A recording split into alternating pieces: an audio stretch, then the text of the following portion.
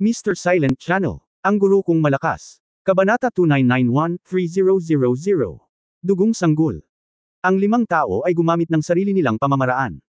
Ginamit ni Yang Yiyu ang kanyang banal na kapangyarihan at naging isang higanteng kamay, kinuha ang dugong itlog. Ang iba ay gumamit din ng mga katulad na pamamaraan, na lahat ay mga mahiwagang kapangyarihan, maging ito ay isang banal na kamay o isang lambat o isang lubad. Lahat sila ay mga taong may kaalaman, at walang lumapit sa itlog ng dugo nang hindi alam ang sitwasyon. Ginamit ng bawat isa sa kanila ang kanilang banal na kapangyarihan upang kunin ang itlog ng dugo. Sa oras na ito ay depende sa kung sino ang may pinakamalakas na banal na kapangyarihan at ang pinakamataas na mahiwagang kapangyarihan. Halos sa isang iglap, ang banal na kapangyarihan ng 5 tao ay dumampi sa itlog ng dugo ng sabay. Boom! Ngunit ang hindi inaasahan ng sinuman ay kapag ang banal na kapangyarihan ng 5 tao ay humipo sa itlog ng dugo, ang itlog ng dugo ay sumabog sa liwanag ng dugo, at boom, isang malakas at walang katulad na puwersa ang sumabog mula sa itlog ng dugo. Sa isang iglap, ang banal na kapangyarihan ng 5 tao ay nawasak. Pagkatapos ay bumalik ito sa kalmado.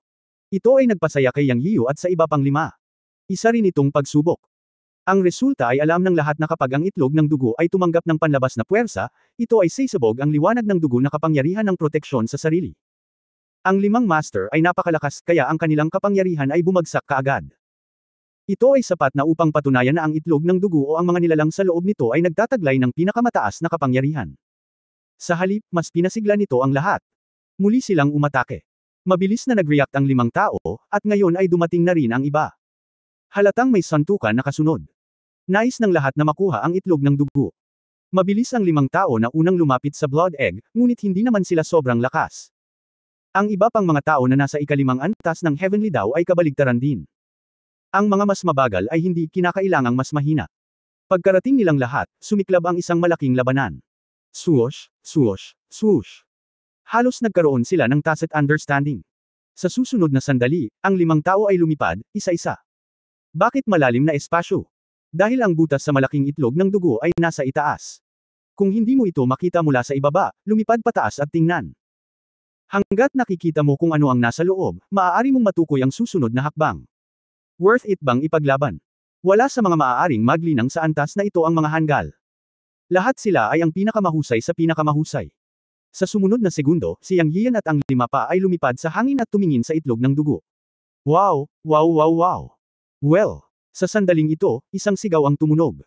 Iyak iyon ng isang sanggol, isang normal na iyak ng isang sanggol. Nakita rin ng 5 tao ang nasa loob ng itlog ng dugo. Ito ay talagang isang sanggol. Ang pinagkaiba lang ay medyo mas malaki ang sanggol na ito, tulad ng isang sanggol na tao na 7 o 8 buwang gulang. Ang kakaiba ay ang balat ay kulay dugo, at may buhok, at ito ay napakahaba. Ang buhok ay kalahating talampakan ng haba at kumikinang na may kulay dugong liwanag. Ang pinagkaiba ay may ginto sa pagitan ng mga kilay, parang cinnabar mole, na siya ring tanging kulay ng katawan ng sanggol. Ito ay talagang isang salita ng kakaiba. Ngunit hindi ito kakaiba. Isa itong nilalang na lumabas sa dugong itlog. O maaaring sabihin na ito ay isang sheer god slave. Ito ay isang dugong sanggol na ipinanganak mula sa paglikha ng langit at lupa na may kalahati ng dugo ni Shira at kalahati ng sinaunang Diyos. Hindi ito kakaiba. Natigilan ang 5 tao nang makitang sanggol iyon. Bago nila nakita ang sitwasyon sa loob ng blood egg, lahat ng tao ay may hula sa kanilang isipan na baka may lilito na mga halimaw na hugis hayop, ngunit tiyak na hindi nila naisip na ito ay isang sanggol. Matapos makita ni Yang Yiyu ang dugong sanggol na ito, bigla niyang naisip ang Journey to the West at ang pagsilang ng isang unggoy na bato. Ang Monkey King ay ipinanganak at pinalaki ng kalikasan, isang unggoy na tumalon mula sa isang bato. Ito ay itinuturing na kalahating tao. At gaano kapareho ang itlog ng dugo na ito? Ang pagbuo ng itlog ng dugo ay inalagaan din ng langit at lupa, o masasabing sumisipsip ito ng hindi mabilang na mga nilalang na ipinanganak sa dugo ng angkan ng Shira at ng mga sinaunang Diyos, ngunit ito ay karaniwang tao, medyo kakaiba. Duguan ang kulay ng balat, mahabang buhok ang ulo, at may gintong marka sa noo. Sa katunayan, ito ang tanging banal na marka. Wow! Muling tumunog ang iyak ng sanggol. Muling umatake si Yang Yiyu ng may passion. Boom! Lumipat din ang iba pang 5 tao.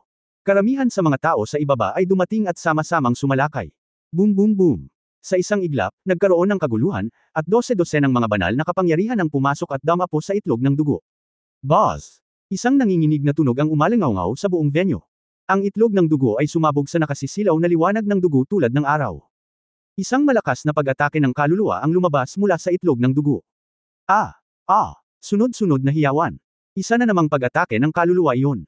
Naramdaman ni Yang Yian na mas malakas pa ito kaysa sa naranasan niya noon, at dumiretso ito sa dagat ng mga Diyos para salakayin ang kaluluwa. Ang bilis ay napakabilis na wala siyang oras upang mag-react at hindi napigilan ang pag-atake ng kaluluwa. Para itong matalas na palaso na agad na tumagos sa dagat ng mga Diyos at tumagos sa kaluluwa. Ang apat na malalakas na lalaki sa paligid niya ang nagulat sa lahat, at sa susunod na segundo ay nagyakapan sila at nagsisigawan, at nahulog sa lupa mula sa hangin. At ang mga sumugod upang ipaglaban ang dugong itlog sa lupa, isa-isa, nang may tumunog na panginginig, ang kanilang mga kaluluwa ay sinalakay. Ang malakihang pag-atake ng kaluluwa, wala ni isa sa kanila ang nakatakas, at lahat ay nakapulupot sa lupa sa sakit ng kanilang mga ulo. Ngunit mayroong isang pagbubukod. Si Yang Iyon. Bakit siya naging exception? Tatlong dahilan. Una, ang kanyang kaluluwa ay malakas sa kanyang sarili. Matapos masipsip ang Blood Soul Ginseng at ang Hedgehog Tree Soul, lumakas ang kanyang kaluluwa. Pangalawa, nang iligtas niya si Zuantong at ang iba pa, inatake siya ng kaluluwa ng itlog ng dugo. Hindi niya alam kung ilang beses siyang inatake, ngunit nagngangalit siya at nagpumilit. Sa ilang mga lawak, ang nakaraang pag-atake sa kanyang kaluluwa ay isang magandang bagay, tulad ng pagtaas ng kaligtasan sa sakit ng kanyang kaluluwa at pagkakaroon ng kakayahang makatiis sa mga pag-atake. Pangatlo, matapos iligtas si Zuantong at ang iba pa, pinag-aralan niya ang paraan para harapin ang soul attack ng Blood Egg habang nagpapagaling. Sa katunayan, hindi ito isang espesyal na paraan.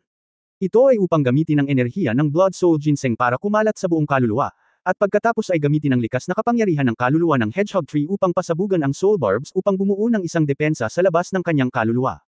Sa ganitong paraan, kasama ang kaluluwa ay may immunity sa pag-atake ng itlog ng dugo, maaari nitong mapaglabanan ang pag-atake ng kaluluwa. Siyempre, kahit na imposibleng ganap na hindi maapektuhan, tiyak na maraming beses itong mas mahusay kaysa sa iba. Sa simula ng lapitan niya ang itlog ng dugo, inihanda niya ang kanyang kaluluwa. Sa lakas ng ginseng na kaluluwa ng dugo at mga likas na barbs ng kaluluwa ng Hedgehog Tree, para lamang harapin ang mga emerhensya. Bagamat sinasabing pagkatapos lumabas ang itlog ng dugo mula sa kabibin nito, ang Sheer God Slave na ipinanganak ay kasing hina ng isang sanggol, ngunit sino ang makakagarantiya na ito ay talagang mahina? Upang maging ligtas, naghanda si Yang Yiu sa kanyang sariling kaluluwa. Sa sandaling ito ay talagang ginamit. At lihim na nagpasalamat sa kanyang sarili para sa pag-iintindi. Dahil habang umiiyak ang dugong sanggol, sumiklab ang sunod-sunod na pag-atake sa kaluluwa, at ang bilis at lakas ay higit sa 10 beses na mas malakas kaysa dati. Nakahanda man siya, ramdam pa rin niya ang matinding sakit sa kanyang kaluluwa. Ngunit sa huli ay natiis niya ito. Ngunit ang iba ay hindi gaanong pinalad at lahat ay nahulog. Sa oras din na ito nalaman ni Yang Yiu na ito ay isang pagkakataon lamang na ibinigay sa kanya ng Diyos upang agawin ang dugong sanggol. Ang mga pagkakataon ay nakalaan para sa mga handa. Siya na ngayon. Nang makita niya ang apat na tao mula sa Tribong Chiyo, ang maliwanag na kalangitan, ang kalaliman ng takip silim at ang domain ng demonyong Diyos na lahat ay nahulog mula sa himpapawid, tiniis niya ang sakit mula sa kaluluwa at binaril kaagad. Sa isang kislap ng gininto ang liwanag sa kanyang kamay, lumabas ang Chaos Bell sa kabaligtaran, agad na lumaki, at biglang binalot ang itlog ng dugo. Dong! Tumunog ang isang kampana. Sa susunod na sandali, ang itlog ng dugo ay binalot niya sa Chaos Bell. Sa sandaling ito rin tumigil ang umuugong at nanginginig na pag-atake ng Yuan Shen. Tuwang-tuwa si Yang Yiu. Gamit ang isang pagwagayway ng kanyang kamay, ang Chaos Bell ay kumislap ng gintong liwanag at agad na lumiit sa kanyang palad. Swoosh! Sinunggaban ito ng dugong sanggol. Inilagay niya ang kabibi sa Chaos Bell at umalis sa lugar sa isang iglap. Kung hindi ka aalis ngayon, kailan ka aalis? Haha! Zuantong, tayo na. Lumipad si Yang Yiu sa tabi ni Zuantong at iba pa, umungal, at sa pagsabog ng banal na kapangyarihan, winalis niya si Zuantong at ang iba pa. Sa isang kisap mata, umalis siya sa bukid at nawala sa ambon ng dugo. Sa oras na ito, ang espesyal na blood mist na kapaligiran ng Sherifield ang naging pinakamagandang cover. Pagkaalis ni Yang Yiu ng 10 paghinga, unti-unting bumawi ang mga talento ng mga pangunahing puwersa sa larangan. Ang pag-atake ng Yuan Shen na sumiklab sa itlog ng dugo ay talagang nakamamatay. Ang sakit ng pag-atake ng Yuan Shen ay ang ulo. Pagkatapos nilang mag-react ay nagkatinginan sila na nagtataka. Bagamat katatapos lang nilang inatake at nawala ang kanilang mga kaluluwa sa labanan, nakita pa rin nila si Yang Yiu na nagpatawag ng malaking kampana at inagaw ang dugong itlog o Sheer God Slave. Damn it! Walang hiya! Damn it!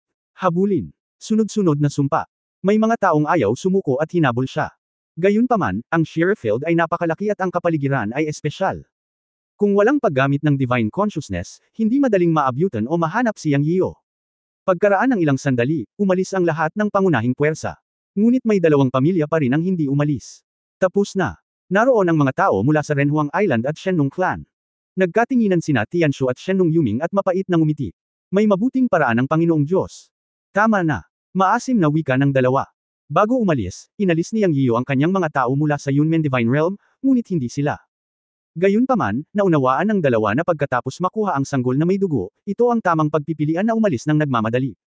Normal lang na iwanan sila kung hindi nila maalis ang napakaraming tao sa isang pagkakataon.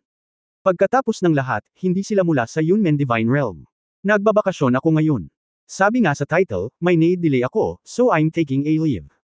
Mag-o-update ako bukas. Kabanata 2972 nagbago ang sanggol na dugo. Inakay ni Yang Yiyo si Xuantong at ang iba pa na tumakbo palabas ng Tiankeng at damapo sa lupa, at pagkatapos ay ibinaba sila.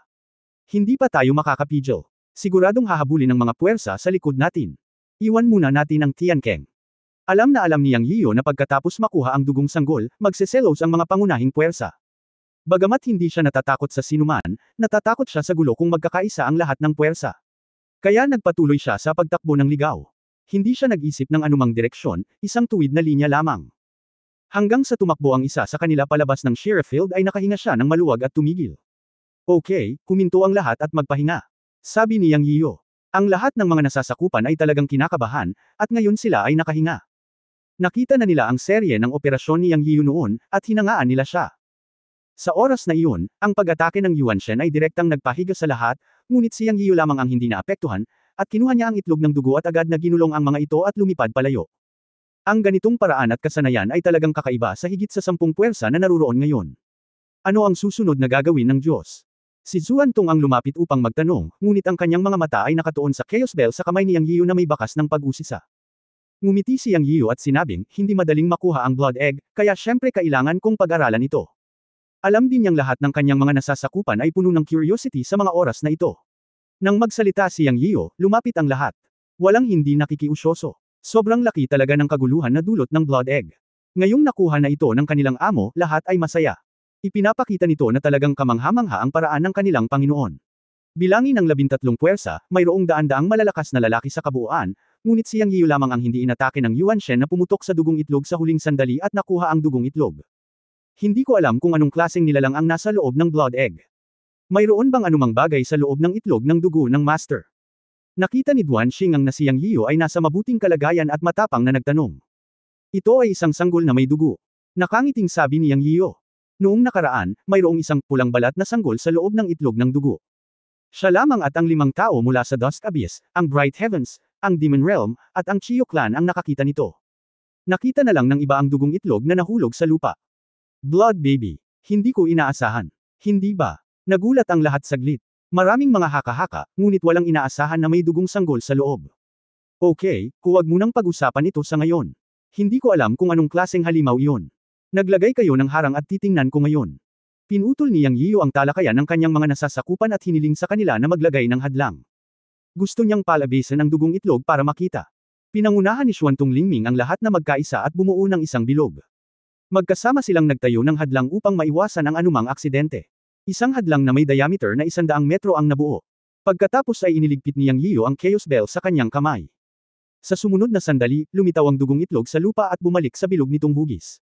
Ang tuktok ng malaking itlog ng dugo ay nabasag, at ang natitirang bahagi ng katawan ay buo. Lumutang si Yang Yiyo at lumipad sa hangin. Sa oras na ito, naisip niyang tingnan ang loob ng itlog ng dugo. Katulad ng dati, nasa loob pa rin ang dugong sanggol. Maingat na lumapit si Yang Yiyo, at inayos ang estado ng kanyang kaluluwa sa tuktok. Bagamat nasa kamay na niya ang dugong sanggol, kailangan pa rin niyang mag-ingat. Hindi biro ang soul attack ng Blood Baby. Dahan-dahan siyang lumapit sa sirang butas ng dugong itlog, at walang nagbago. Ying! Sa sandaling ito, isang mahinang ugong ang nagmula sa loob. Walang kamalay-malay si Yang Yiyo na nanginginig. Walang paraan, kung ito ay ang itlog ng dugo noon o ang dugong sanggol sa loob ngayon, sila ay nakakatakot. Ang mahinang ugong na ito ay naisip na nangangahulugan na may mangyayaring muli, o may lalabas na pag-atake. Nagmamadaling umatras si Yang Yiyo. Gayunpaman, lumitaw ang isang eksenang hindi niya inaasahan. Kotsa! Isang kaunting kaluskos ang narinig. Pagkatapos ay pumutok ang natitirang mga itlog ng dugo.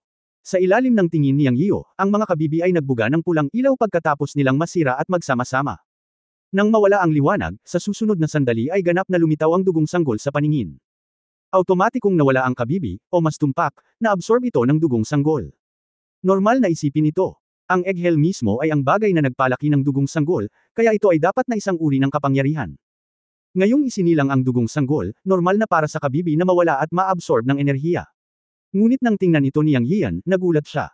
My goodness, parang mas malaking bilog ang blood baby sa paningin niya. Dati, nakakita siya ng sanggol na 7 o 8 buwang gulang, ngunit ngayon ay parang 1 taong gulang na. Ang isa pang napakalaking pagbabago ay ang kulay ng balat ng dugo ng sanggol ay nagbago ng malaki. Dati, duguan ang kulay ng balat, na nakakatakot. Ngayon, talagang napag-alaman na ang kulay ng balat ng dugong sanggol ay hindi gaanong madugong pula, at sa wakas ay mayroon itong madilaw-dilaw na kulay tulad ng isang normal na sanggol. Siyempre, hindi nagbago ang buhok ng sanggol na may dugo. Ganun pa rin kapula at kalahating talampakan ang haba. Sa kabutihang palad. Hanggang ngayon wala pang atake. Dahil dito, gumaan ang pakiramdam ni Yang Yiyo. Bumagsak siya sa lupa at maingat na nilapitan muli ang dugong sanggol. Yingya. Sa pagkakataong ito ay malinaw na narinig ni Yang Yiyo na ang dugong sanggol ay gumawa ng tunog ng pagngangipan ng isang sanggol. Sa oras na ito, dumating din si Yang Yiyo sa 3 metro ang layo mula sa dugong sanggol. Master, huwag kang lalapit. Nakita ni Duan Xingang na patuloy na sumusulong si Yang Yiyo at hindi niya maiwasang paalalahanan siya. Huminto si Yang Yiyo at sumenyas na sila ay pinag-uusapan. Sa patuloy na pagsulong, sa wakas ay nakita niya ng malapitan ang dugong sanggol. Yingya. Nang makita ni Yang Yiyo ang mukha ng dugong sanggol, ang dugong sanggol ay dilat ang mata at gumawa ng sunod-sunod na tunog ng mga pipi. Sa unang sulyap, nakita ni Yang Yian ang mga mata ng dugong sanggol, na pula, ngunit pagkatapos ay nakita niyang kumislap ang mga mata ng dugong sanggol, at ang mga mata ay naging itim tulad ng isang normal na tao. Agad na pinawi ni Yang Yian ang labis na takot. Ang mga mata ng dugong sanggol ay malaki at bilog, nagniningning, at napakatalino. Biglang nakaramdam ng kaunting pamilyar si Yang. Dahil lamang sa katalinuhan ng pares ng mga mata na ito, biglang naramdaman ni Yang Yian na ang dugong sanggol ay hindi gaanong nakakatakot. Tumingin siya sa dugong sanggol, at ang dugong sanggol ay nakatingin din sa kanya. Yingya. Sabi ng maliit na lalaki sa kanya, ngunit iwinagayway ang kanyang maliit na braso at tumawa. Siyempre, ang tawa na ito ay isang tawa ng sanggol, at hindi ito kakaiba. Kahit papaano, biglang naramdaman ni Yang Yian na medyo kaibig-ibig ang blood baby na ito, at hindi niya alam kung ilusyon niya iyon. Napakaliwanag ng gintong tuldok sa gitna ng mga kilay. Ito ang selyo ng Diyos, tulad ng mga tao ng Celestial Clan, ngunit ito ay bilog, na iiba sa Celestial Clan. Ang buhok ay kalahating talampakan ng haba, pula ng dugo, ngunit hindi ito nakatikip sa mukha. Ang kulay ng balat ay hindi na kasing pula ng dugo noon, at medyo mas normal na ito, ngunit napakapula pa rin ito. Tiningnan ni Yang Yian ang dugong sanggol, at isang liwanag ang kumislap sa kanyang kamay, at isang patak ng tubig ng buhay ang lumitaw. Kabanata 2993 Emosyonal na sensasyon pagkatapos makagat. Hindi pa rin alam ni Yang Yiyo kung anong klaseng halimaw ang dugong sanggol sa kanyang harapan, ngunit hindi siya naniwala, ito ay nasa anyo lamang ng isang sanggol. Ano? Nakikita mo sa iyong mga mata ay hindi kinakailangang totoo, o mabuti. Gusto niyang pag-aralan ang blood baby na ito, kaya kailangan niya itong contaken. Ngunit sa totoo lang, bagaman matapang si Yang, hindi siya sapat na matapang upang baliwalain ang lahat. Kaya muli niyang inilabas ang tubig ng buhay. Hanggat hindi sila tao, ang tubig ng buhay ay may epekto ng pagkontrol sa sinuman maliban sa sangkatauhan. Hindi alam ni Yang Yiyo kung may epekto ang tubig ng buhay sa dugong sanggol, ngunit sa oras na ito kailangan niyang subukan ang tubig ng buhay kung gusto niyang makipag-ugnayan sa dugong sanggol. Ito rin ang tanging mabisang paraan na naiisip niya sa kasalukuyan. Siyempre, ang kontrol ay kontrol pa rin ng kaluluwa. Ngunit ang pagkontrol sa kaluluwa ng dugo ng sanggol. Huwag mo nang isipin ito. Sino ang makatiis sa pag-atake ng kaluluwa na ang dugong sanggol ay sumabog noon? Tanging ang tubig ng buhay ang maaaring subukan. Dahil ang tubig ng buhay ay mabisa para sa sinumang nilalang maliban sa sangkatauhan. Laging ganito at hindi siya binaygo. Ang dugong sanggol ay hindi maaaring ituring na isang lahi ng tao. Kaya't naglabas si Yang Yiyo ng isang patak ng tubig ng buhay, at ito ay lumipad patungo sa bibig ng dugong sanggol sa isang pitik ng kanyang mga daliri. Yingya. Sa oras na ito, nakita ng dugong sanggol ang isang patak ng tubig ng buhay na lumilipad patungo kay Yang Yiyo, at tumunog ito ng yingya, at tila napakasaya.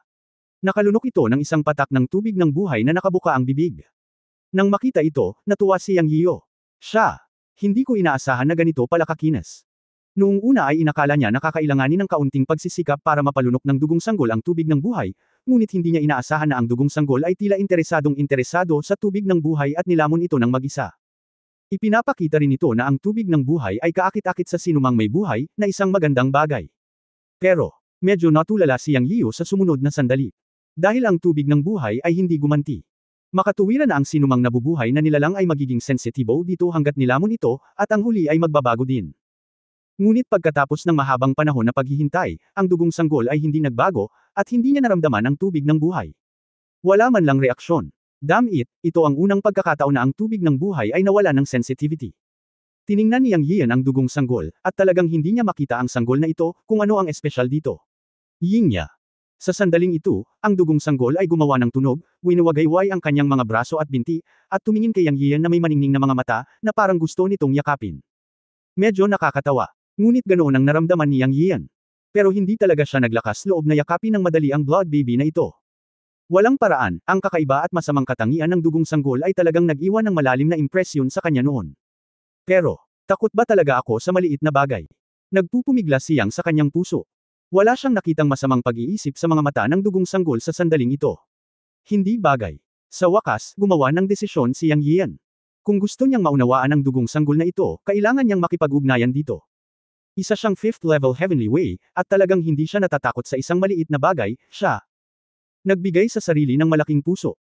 Sa susunod na sandali, tumingkayad si Yang Yian at niyakap ang dugong sanggol na ito.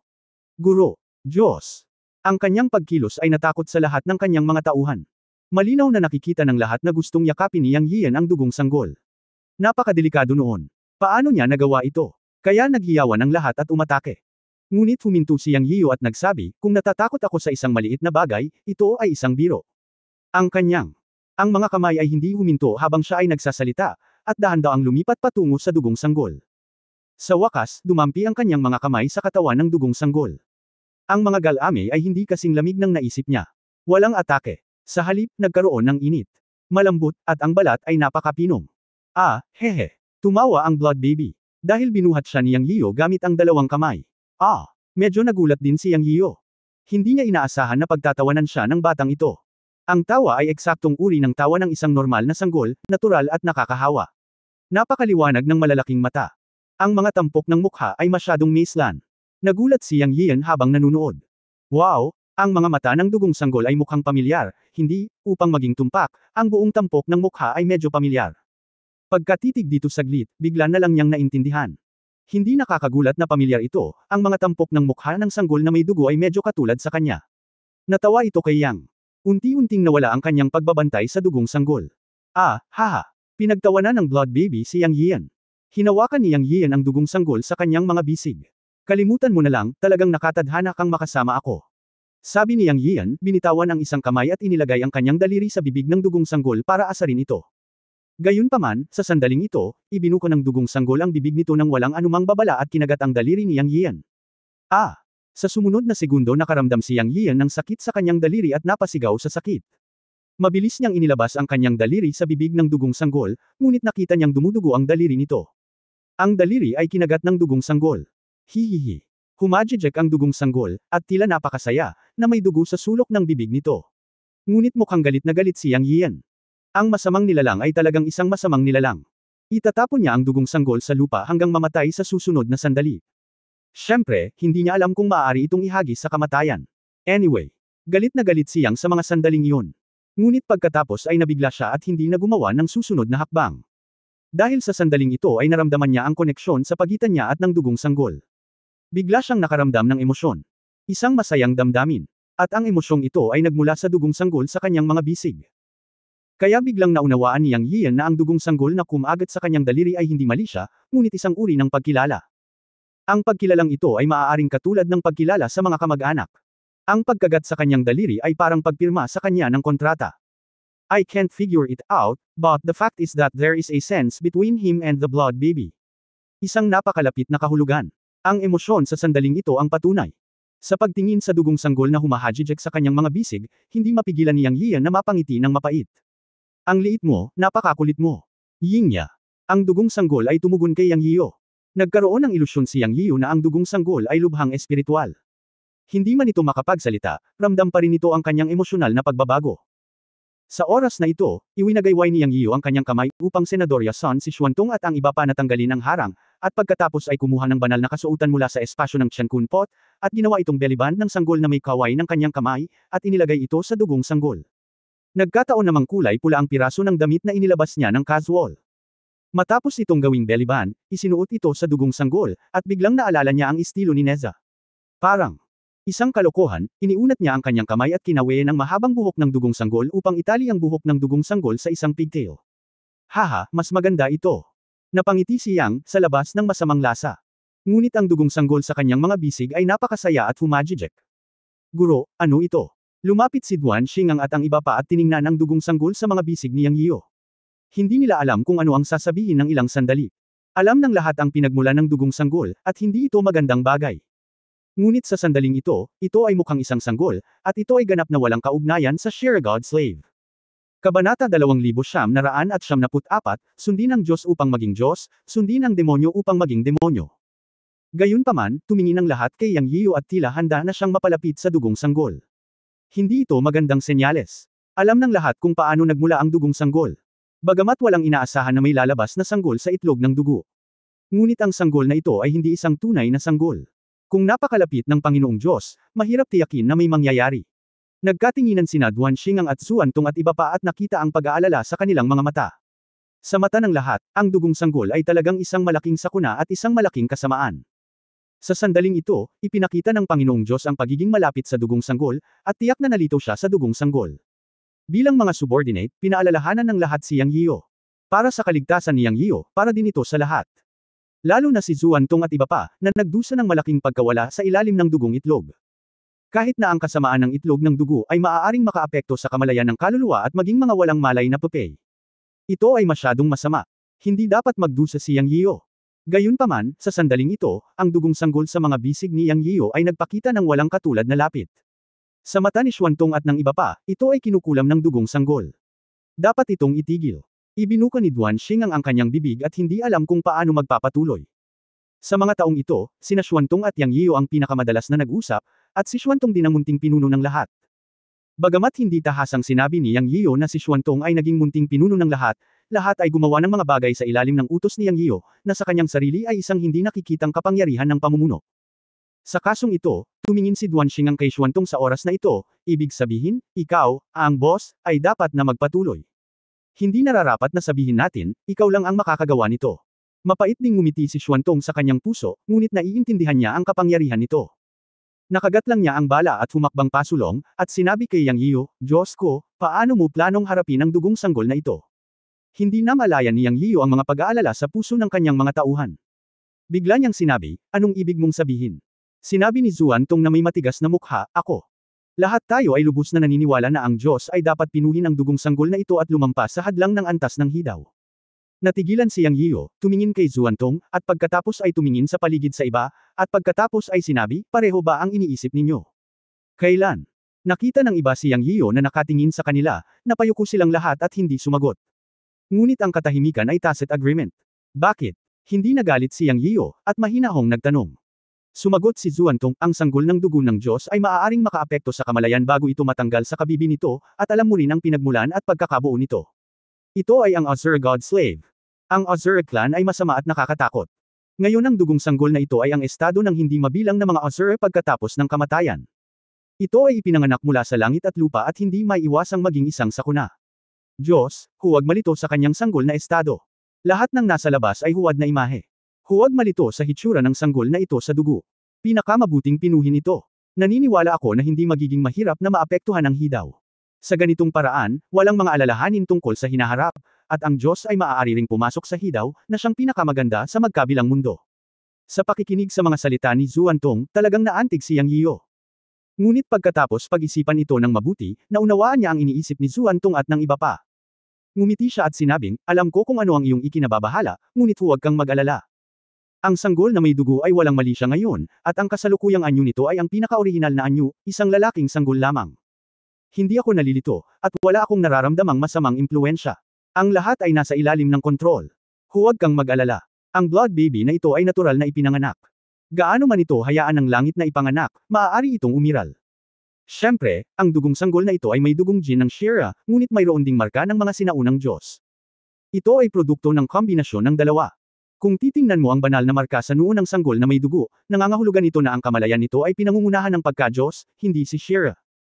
Sa wakas, siya ay isang sanggol lamang, isang sanggol na ipinanganak ng langit at lupa, at ito ay nasa isang napakanormal na estado ng impluensya, at wala akong nararamdamang anumang masama.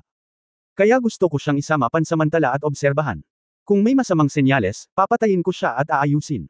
Tinukoy ng mga salita ni Yang Yiyo ang kapalaran ng dugong sanggol. Sa katunayan, bagamat sinabi niya iyon, wala siyang tiwala sa kanyang puso. Dahil hanggang ngayon, hindi niya makita ang dugong sanggol.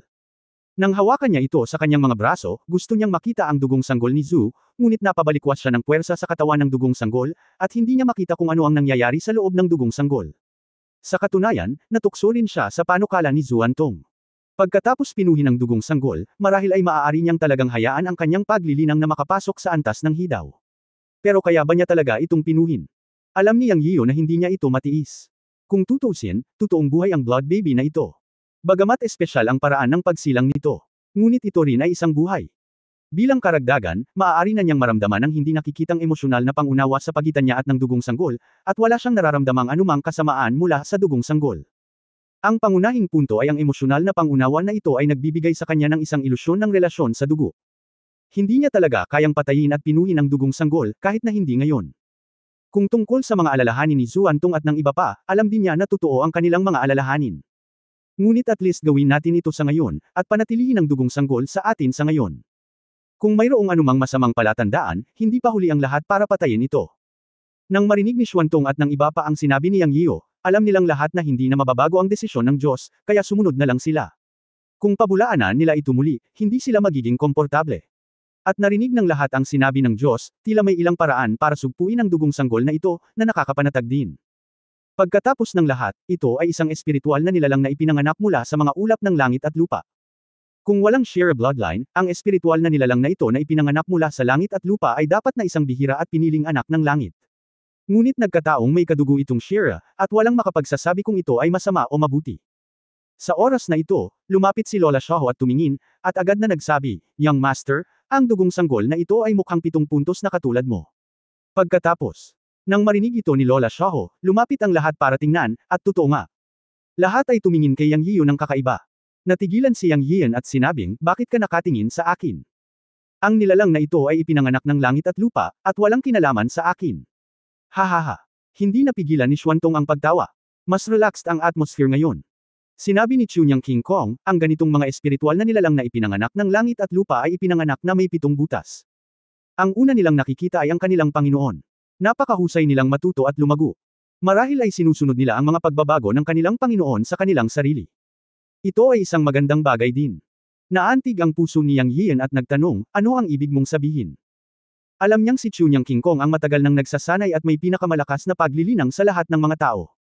Ang kanyang kaalaman ay mas malawak din kaysa sa iba. Simula nung sinabi niya siguro may sasabihin talaga siya. Sinabi ni Chunyang King Kong, bagaman ang ganitong uri ng sanggol na ipinanganak na may espiritual na kapangyarihan ay isang alipin ng Diyos na Shira, kalahating Shira at kalahating Diyos, sa pagitan ng mga Diyos at mga demonyo, depende ito sa kung paano siya tuturuan. Maaari siyang maging isang Diyos sa pamamagitan ng pagsunod sa mga Diyos at isang demonyo sa pamamagitan ng pagsunod sa mga demonyo. Kung siya ay ginagabayan ng maayos, maaaring siya ay talagang isang dakilang kapangyarihan. Kabanata 2995 tatlong makapangyarihang lalaki ang dumating. Sumang-ayon si Yang Yiyan sa sinabi ni Chunyang King Kong. Biglang naging malinaw ang kanyang isip. Paulit-ulit siyang tumango at sinabing, makatuwiran iyon. Sinabi ni Chunyang King Kong ang kanyang nararamdaman sa kanyang puso ngunit hindi sinabi. Anuman ang mangyari sa blood baby na ito sa hinaharap, at least alam niya na walang panganib sa ngayon. Sa bagay, sanggol naman ito, kaya manatili ka lang sa tabi niya para gabayan at obserbahan. Bagaman ito ay dugo ng Shira, ito ay isang buhay, at ito ay ipinanganak na may 7 mga butas. Gaya ng sinabi ni Chunyang King Kong, ang focus ay sa pagtuturo. Ang pagiging Diyos o demonyo ay nasa isip lang. Ipinapakita nito na posibleng maging Diyos.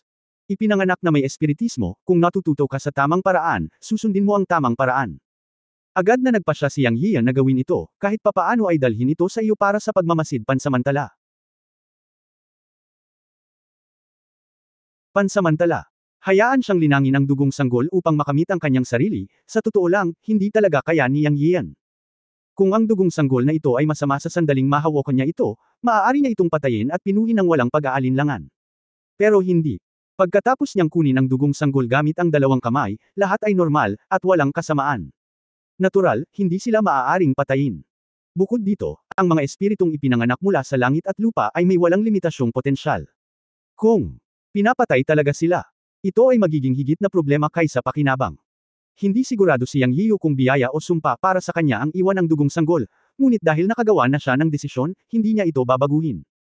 Ayon sa impormasyong inusisa noon ni Shen Nung Yuming, ang nilalang na ipinanganak mula sa itlog ng dugo ay tinawag na Shirasheno. Sa katunayan, isa pa rin itong paraan para supilan at alipinin ito. Akala niya sa simula, binibigyan ng dugo ng sanggol ng isang patak ng tubig ng buhay, para lamang makontrol ang dugo ng sanggol, ngunit ito ay naging walang epekto ang tubig ng buhay sa sanggol na may dugo. Ngunit ang kanyang layunin ay nakamit. Kinagat siya ng Blood Baby, na isang uri ng kontrata na itinatag sa pagitan nila. Anyway, binalak niyang panatilihin itong dugong sanggol. Ano ang susunod na gagawin natin, Diyos? Kung hindi, umalis na tayo sa Ghost Battle Soul Field. Pagkatapos mong kunin ang dugong sanggol, tiyak na hindi susuko ang iba pang malalaking puwersa. Iniisip ng maraming tao na makakamit ng dugong sanggol ang pagkakaisa ng tao, at hindi sila susuko. Sabi ni Xuantong. Nag-isip si Yang Yian at sinabing, hindi pa tayo makakaalis. Nawawala pa si Xionghuan. Kailangan natin siyang hanapin. Nang marinig ang mga salita ni Yang Yian, nagsimulang mag-isip ang lahat, oo, natagpuan na ang mga nawawalang tao, ngunit walang balita tungkol kay Xionghuan. Bilang ama ni Xionghuan, labis na naantig si Xiong Yutian nang marinig niyang iniisip pa rin ni Yang Yian ang kanyang anak. Sa katunayan, noon pa niya gustong mag-propose na hanapin ang kanyang anak na si Xionghuan, ngunit hindi niya nakita ang pagkakataon. Ngayon ay iminungkahi ito ni Yang Yian, at natural na naantig siya. Ang mga mata ni Yang Yian ay nahulog kay Xiong Yutian at nagtanong, "Old Xiong, ikaw ang ama ni Xionghuan. Ikaw ay konektado sa pamamagitan ng dugo. Maaari mong maramdaman ang pangkalahatang direksyon ng pag-iral ni Xionghuan."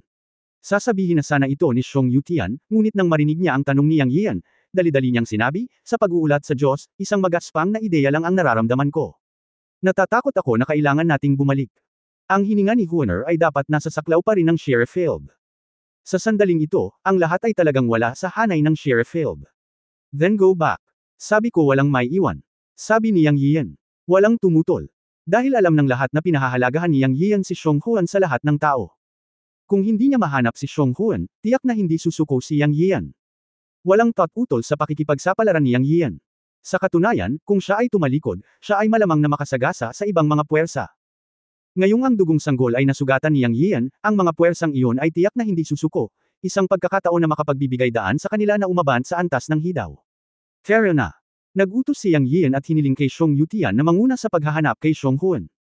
Bagamat kailangan niyang tumalikod, si Yang Yian ay hindi na natatakot sa gulo ngayon. Kahit na ang lahat ng iba pang puwersa ay mga kaaway niya, hindi ito mahalaga sa kanya. Puno ng kawalang tatag ang dugong sanggol na naagaw kanina. Ngunit ngayong kinagat ng dugong sanggol ang kanyang daliri, ito ay matatag. Hindi niya kailangang mag-alala tungkol sa anumang mga pagbabago sa dugo ng sanggol, at maaari niyang harapin ang anumang bagay sa isang puso. Natatakot ka ba talaga sa malalakas na lalaki mula sa ibang puwersa? Napangiti na lang si Yang Yian sa kanyang puso, talagang hindi siya natatakot. Kaya niyang durugan ang ikalimang antas ng Heavenly Dao, at talagang hindi siya natatakot sa mga taong iyon. Siya ay tumakas noon dahil sa kawalan ng katiyakan ng pagkuha ng sanggol sa dugo, ngunit ngayon ay wala na siyang alalahanin. Hindi naman big deal na bumalik. Hanggat hindi siya nakatagpo ng isang malakas na tao sa antas ng hidaw, wala siyang pakialam. At saka, kailangan niyang mahanap si Xionghuan. Ang potensyal ng babaeng iyon ay kabilang sa pinakamahusay sa mga taong ito. At saka, mararamdaman ni Xiong Yutian kung nasaan si Xionghuan sa dugo, kaya hanapin mo lang siya. Pagkatapos gumawa ng desisyon, pinabalik niya ang kanyang mga tauhan. Hindi tiyak na makakasagabal sila sa malalaking puwersa. Kasabay nito, sa gitna ng mundo ng mga Diyos, ang mga makapangyarihang tao na may malakas na aura ay lumitaw sa iba't ibang lugar. Isa-isa silang tumingin sa malayong langit, ngunit lahat sila ay tumingin sa direksyon ng Ghost Battle Soul Field. May nagsabi sa kanyang sarili, ang kalahating Diyos at kalahating Ashera ay isinilang na. Hindi ba tayo dapat pumunta at tingnan ito? Hindi alam kung ito ay isang pagpapala o isang sumpa. Ang mga ganitong nilalang ay hindi dapat manatili sa mundo. Mayroong 12-12 ng mga malalakas na tao sa gitnang lugar. Hindi sila magkasama, ngunit lahat sila ay nagsabi ng magkatulad na mga salita. Sa huli, 3 tao ang naging banal na liwanag at pumunta sa Ghost Battle Soul Field. Natural na hindi alam ni Yang Yian at ng iba pa na may 3 makapangyarihang tao na darating. Sa oras na ito, kumuha siya ng grupo ng mga lalaki at bumalik sa Sheriff Field upang hanapin si Xionghuan. Matapos bumalik sa Sheriff Field, natural na hindi siya pumunta sa Tianqing kung saan naroon ang Blood Egg noon. Sa halip, hinanap niya si Xionghuan sa ilalim ng gabay ni Xiong Yutian at pumunta sa hilagang kanluran ng Sheriff Field. Ayon kay Xiong Yutian, naramdaman niya na si Xionghuan ay nasa hilagang kanluran. Naglakad sila ng halos 300 milya sa daan, ngunit pumasok sila sa isang malaking canyon. Matandang Xiong, sigurado ka bang hindi mali ang nahanap mong lugar? Matapos makapasok sa Grand Canyon, hindi napigilan ng Shenmo Patriarch na magtanong kay Xiong Yutian. Inilibot ni Xiong Yutian ang kanyang mga mata at sinabing, ang pagdama ng dugo ay palaging mas tumpak kaysa sa anumang likas na kapangyarihan ng mahiwagang kapangyarihan. Narito ito. Hindi nakakagulat na ang Shenmue Patriarch ay nagtanong, dahil ang kanya na ito ay tila pinutol ng isang mahusay na mahiwagang kapangyarihan. Sa magkabilang gilid ay may 70 degree na patayong mga bundok, na parang pinutol ng matalim na espada. At habang lumalalim ka, ang buong kanyan ay napuno ng ambon ng dugo at madugong amoy, na gumagawa. Nakakatakot ang pakiramdam ng mga tao. Gayunpaman, hindi komportable ang mga tao. Ang bawat isa ay dapat maging alerto at maging handa. Naramdaman din ni Yang Yiyo na masyadong nakakatakot ang lugar na ito. Hinawakan niya ang dugong sanggol sa kanyang mga bisig. Ilang beses bang nagdaldal ang maliit na lalaki, na puno ng kuryosidad ang malalaking mata. Nakita ni Lola San Fox si Yang Yiyo na hawak-hawak ang dugong sanggol at naglalakad. Wala siyang nakitang kakaiba sa dugong sanggol, ngunit sa kabaligtaran, ito ay napakahusay, kaya sinabi niya, Young Master, hayaan mo akong hawakan ka at magpahinga. Narinig ni Yang Yiyo na medyo kakaiba para sa isang nasa hustong gulang na lalaki na hawakan ang isang sanggol. Medyo masakit ang mga braso niya, kaya tumango siya at sinabing, okay, and. Iniabot ang dugong sanggol kay Granny San Fox. Ngunit nang iunat ni Granny San Fox ang kanyang mga kamay, lumuha ang dugong sanggol, at isang dugong liwanag ang lumabas sa kanyang katawan at dumiretso sa Granny San Fox. Gaya ng inaasahan, nataman si Granny San Fox ng dugong ilaw na nagmumula sa dugong sanggol at agad na lumipad pabalik. Kabanata 2996 na nagdadaldal at tumatawag sa ama. Nagulat si Yang Yian at mabilis na binawi ang dugong sanggol. Hindi niya inaasahan na hindi hahayaan ng Blood Baby na hawakan ito ni Granny San Fox at magkusa siyang umatake. Isang kislap lang ng ilaw ng dugo ay lumipad ng paurong si Granny San Fox. Ang ilaw ng dugo na ito ay hindi na nagkaroon ng oras para makapag-react siya, at direkta itong nahulog sa Granny San Fox. Sa sumunod na sandali, tumigil sa pag-iyak ang dugong sanggol at tahimik na yumuko sa mga bisig ni Yang Yian. Lumipad ng paurong si Lola San Fox 50 o 60 metro at inalalayan ni Madam Honglian. Nakita ni Yang Yian ang dugo sa bibig ni Lola San Fox at mabilis na nagtanong, kamusta si Lola San Fox? Siya ba ay malubhang nasugatan? Tiningnan ni Lola San Fox ang dugong sanggol sa mga bisig ni Yang Yian na may matagal na takot, umiling at sinabi, Young Master, huwag kang mag-alala, okay lang. Sa tingin ko ang batang Panginoon lamang ang nakikilala ng Blood Baby na ito at hindi niya hinahayaan na hawakan ito ng iba. Mapait na ngumiti si Yang Yian at nagsabi, mukhang totoo na. Sa pag-iisip na magkakaroon siya ng sanggol sa kanyang mga bisig sa hinaharap, sumasakit siya sa ulo. Sana talaga lumaki itong batang ito. Kapag nakakalakad na siya, mas mabuti pang sumunod siya sa kanya. Wow! Sa oras na ito, nagsimulang umiyak ang dugong sanggol sa kanyang mga bisig. Bakit ka umiiyak kung hindi pa kita sinisisi? Biglang sumakit ang ulo ni Yang Yiyo. Nagugutom ba si Master? Sa oras na ito, si Madam Honglian ang dumating. Madam, huwag kang magsalita ng kalokohan. Ito ay isang sanggol na may dugo, hindi isang ordinaryong sanggol. Paano ito nagugutom?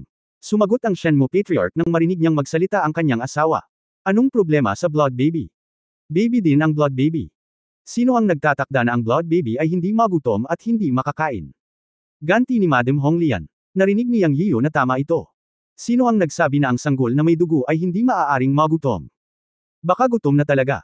Gumalaw ang puso ni Yang Yiyo at kumuha ng isa pang patak ng tubig ng buhay para pakainin ang dugong sanggol. Tumigil kaagad sa pag-iyak ang dugong sanggol. Yingya, giggle. Humajijek ang dugong sanggol sa mga bisig ni Yang Yiyo. Kamakaway. Ang kanyang maliliit na kamay.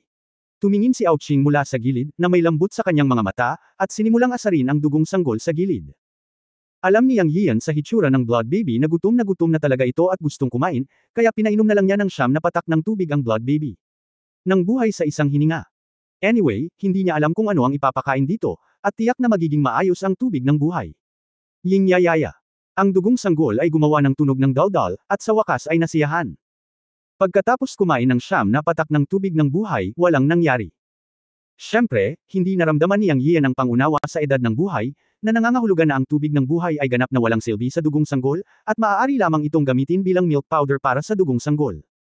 Sa oras na ito, si Ouching, na nasa tabi niya, ay hindi napigil ang iunat ang kanyang mga daliri upang asarin ang maliit na kamay ng dugong sanggol. Pagkatapos ay naging isang trahedya si Ouching. Kotsa! Ang tunog ng pagkabasag ng buto ay tunog. Sigaw ni Ouching. Mabilis na tumingin si Yang Yian at nakitang ang maliit na kamay ng sanggol na may dugo ang direktang pumutol sa daliri ni Ouching. Siyempre, hindi ito ganap na nasira, ngunit ito ay direktang baluktot at lumiko. At mahigpit pa rin itong nakakuyom sa kamay niya. Mabilis na inabot ni Yang Yian at inalis ang maliit na kamay ng dugong sanggol. Noon lamang napalaya ang mga daliri ni Aoqing. Bagamat mataas ang antas ng paglilinang niya, masakit na mabali ang kanyang mga daliri sa dugong sanggol. Pero kasalanan niya, dahil gusto niyang asarin ang dugong sanggol. Bilang resulta, ang kanyang mga daliri ay nabali ng maliit na lalaki. Lahat ng tao sa field ay medyo nanigas habang nakatingin sa dugong sanggol. Ang mga daliri ni Aoqing ay nabali, kahit na sila ay ganap na nawasak, hindi ito magiging mahirap na palaguin muli ang mga ito ng may malakas na paglilinang. Ang lahat ay binibigyang pansin ng dugong sanggol. Ito ay isang sanggol lamang. Isang random na liwanag ng dugo ang nagpalipad pabalik sa biyanang Sun Fox at dumura ng dugo. Maaaring baliin ng maliit na kamay ang daliri ng Panginoon ng makalangit na pamamahala. Anong klaseng perwisyo ito? Ang sanggol ay napakalakas na ngayon, at hindi ito laban sa langit kapag ito ay lumaki. Napatingin ang lahat sa dugong sanggol at hindi maiwasang kiligin kapag naiisip nila ito. Yingya. Ang dugong sanggol ay masayang umiyak, at ang kanyang malalaking mata ay kumislap sa mga bisig ni Yang Yiyo, tumingin sa paligid ng may pag-uusisa. Hindi niya alam na maliban kay Yang Yiyo, lahat ng iba ay takot sa kanya mula sa kaibuturan ng kanilang mga puso. Ilang sandali ding natigilan si Yang Yiyo. Pero pagkamulat niya, tuwang-tuwa siya. Ngayon ay nakikita niya na ang dugong sanggol ay kinikilala lamang ang kanyang sarili at hindi hinahayaan na hawakan ito ng sinuman. Sa madaling salita, ang dugong sanggol ay maaaring makinig sa kanya, at alam niya kung ano ang ibig sabihin nito ng husto. Matapos gamitin ni Aoqing ang kanyang magic power para maibalik ang kanyang mga daliri, tiningnan niya ang dugong sanggol at nagsalita ng may matagal na takot. Matapos marinig ito, ang kanyang kapatid na si Aoqing ay hindi napigil ang sabihin, ikaw ay isang halimaw sa iyong sarili, at sinasabi mo na ang iba ay mga halimaw. Hindi mo ba nakikita na ang dugong sanggol ay kinikilala lamang ang Panginoon at pinapayagan lamang ang Panginoon na hawakan ito? Bukod doon, ang sinumang humipo sa atin ay magiging malas. Ang mga salita ni Aoyun ay itinuturing na boses ng lahat, at ang lahat ay hindi maiwasang tumango. Ang bawat isa ay nag-iisip sa kanilang mga puso na dapat silang lumayo sa halimaw ng dugong sanggol sa hinaharap, kung hindi, sila ay papatayin niya ng hindi maipaliwanag at hindi nila malalaman kung paano sila namatay. Napaka-unfair noon. Sa oras na ito, ang dugong sanggol sa mga bisig ni Yang Yian ay biglang nagbitaw ng dalawang salita, bagaman ito ay malabo, ngunit narinig pa rin ito ni Yang Yian. Narinig ko lang na sinabi ng Blood Baby, halimaw, halimaw. Natigilan si Yang Yian, nakatingin sa dugong sanggol, at biglang may lumabas na apat na salita sa kanyang daldal sa isip. Sa sandaling ito, alam niya na ang sanggol na may dugo ay kumain ng 9 na patak ng tubig ng buhay, at hindi ito ganap na walang epekto. At least napalaki siya ng konti. Pagkatapos ng lahat, ang tubig ng buhay ay puno ng sigla. Ang mga sanggol ay lumalaki pa rin araw-araw pagkatapos kumain ng milk powder. Hindi na kailangang sabihin, ang dugong sanggol. Malinaw na pagkatapos marinig ang pag-uusap ng magkapatid na Aoqing at Aoyun, nagsimula silang matuto ng wika. Tuwang-tuwa si Yang Yian nang marinig niya ito, at tumawa siya ng malakas, hawak ang dugong sanggol at sinabing, tawagin mo akong tatay. Ang pangungusap na ito ay ganap na masamang lasa ni Yang. Pero hindi niya akalain na sa kanya talaga natutunan ito ng Blood Baby. Tatay. Sa pagkakataong ito ay malinaw na ang mga salita. Narinig ito ng lahat. Haha, ito ay talagang isang henyo. Noong una ay gustong sabihin niyang na freak, ngunit naisip na hindi ito angkop, kaya't ang mga salita ay naging henyo nang dumating ito sa kanyang bibig. Bilang resulta, sumunod ang dugong sanggol at nagsabi, henyo. Tuwang-tuwa si Yang Yian at nagpatuloy, tawagin mo akong tatay. Sumunod ang dugong sanggol at sinabing, tawagin mo akong tatay. Oo tatay. Yes dad. Tatay. Tatay. Sa ilang sandali, tuwang-tuwa si Yang. Hindi ko alam kung bakit, pero nang marinig niyang tinatawag siyang tatay ng Blood Baby, hindi maipaliwanag ang saya niya. Napakasaya. Isang grupo ng mga subordinate ang nakamasid sa gilid, iniisip sa kanilang mga puso na tapos na ito. Bakit akala nila tapos na? Walang alinlangan na ang dugong sanggol ay tinawag na ama ni Yang Yian, at marahil ito ay magkatotoo pagkatapos sumigaw. Sa panahong iyon, magkakaroon ng isa pang maliit na demonyo sa kanila. Iniisip ang tungkol sa maliit na kamay na pumutol sa mga daliri ni Aoqing, at iniisip ang tungkol sa kakilakilabot na pagpapaalis sa lola ng Sun Fox, lahat ay natakot. Umaasa silang lahat na makokontrol ng amo ang dugong sanggol, kung hindi ay tiyak na magdurusa sila sa hinaharap. Umuungol. Umuungol. Sa sandaling ito, isang dagandong na yumanig sa kalangitan. Maging alerto. Umungol si Xuantong. Naririnig ng lahat na ito ang dagandong ng dugong hayop. Sa sandaling bumagsak ang boses, tulad ng inaasahan, lumitaw ang isang hayop na may dugo 20 metro sa harap ng lahat. Gayunpaman, sa pagharap sa hayop na may dugo, ang sumunod na eksena ay naging dahilan upang ang lahat ay may mga mata na bakal. Kabanata 2997 ibinigay mo sa amin ang sanggol na dugo. Umuungol. Isa pang halimaw ang umungal, ngunit hindi ito nanggaling sa harapan. Malinaw na narinig ng lahat na ang halimaw na ito ay nagmula sa gilid. Biglang tumalikod, lahat ng mata ay nakatuon kay Yang Yiyo. Upang maging tumpak, ito ay nakatuon sa dugong sanggol sa mga bisig ni Yang Yiyo. Sa sandaling ito, medyo natulala si Yang Yiyo. Sa katunayan, ang bibig ng dugong sanggol ay gumawa lamang ng isang nakakabinging dagandong. Hoy, umatras ang dugong hayop. Si Zuantong, na nasa harapan, ay biglang nagsalita.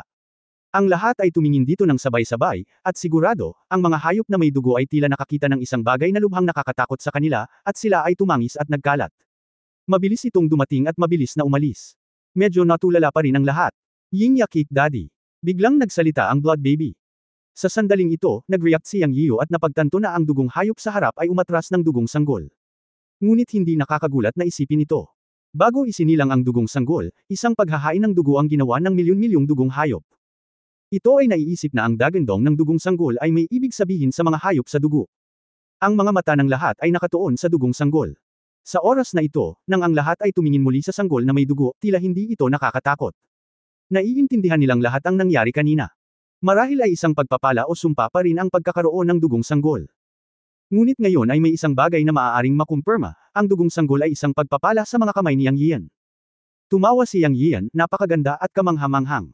Hinalikan niya ang dugong sanggol sa mukha habang nagsasalita. Hihihi, tatay, galing. Ngumiti ang dugong sanggol at natutong magsalita, at tila alam niyang pinupuri siya ni Yang Yiyan. Pagkatapos ng insidenteng ito, nagbago ang pananaw ng lahat sa dugong sanggol. Lumapit si Medusa at ngumiti at sinabi kay Yang Yiyan, bigyan mo ng pangalan ang dugong sanggol. Ang maliit na lalaki ay natututong magsalita ngayon. Sa pamamagitan ng isang pangalan, lahat ay maaaring turuan siyang magsalita. Naisip ito ni Yang Yiyan at hindi tamang bagay na patuloy siyang tawaging blood baby. Pagkaraan ng ilang sandali, sinabi niya, dahil siya ay kalahating Azure at kalahating Diyos, siya ay tatawaging Shu Dao, Yang Shu Dao. Sana ay malinang niya ang Dao at itama ang Dao.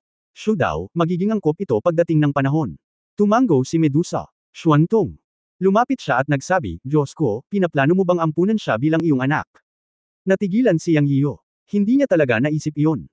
Bagamat tinuruan niya ang blood baby na tawagin siyang tatay, hindi niya naisip na ampunan siya bilang ampon. Siya ay may isang anak na lalaki at isang anak na babae, kaya hindi niya iniisip na magkaroon ng isa pa. Ngunit kailangan niyang maging maingat. Pagkatapos ng lahat, ang sanggol sa dugo ay hindi isang ordinaryong bagay. Mas madalas, talagang naiintindihan ni Yang Yiyo na kailangan niya siyang turuan at gabayan. Ngayong nabigyan na siya ng pangalan, napag-isipan na rin niya ang isyu ng pagkakakilanlan. Pinag-isipan niya ito at sinabi, tatanggapin ko siya bilang aking huling disipulo. Ito rin ang pinakaangkop na pagkakakilanlan na naisip ni Yang Yiyo. Palaging may pamana para sa paglinang ng Dao. Ang pagbibigay ng pangalan sa dugong sanggol na Shu Dao ay nangangahulugang mana. Meron 4 na alagad sa ilalim ng pinto, sina Du Guowei, Wang Zhongren, Wu Jian, at Meng Tian. Sa totoo lang, bagaman ang bawat alagad ay may magagandang talento, wala sa kanila ang nakamit ang kanyang mga inaasahan. Gayunpaman, ang sanggol na may dugo ay isang espiritual na nilalang na ipinanganak at pinalaki ng kalikasan, at ang talento nito ay talagang kamangha-mangha. Ito ang pinakaangkop.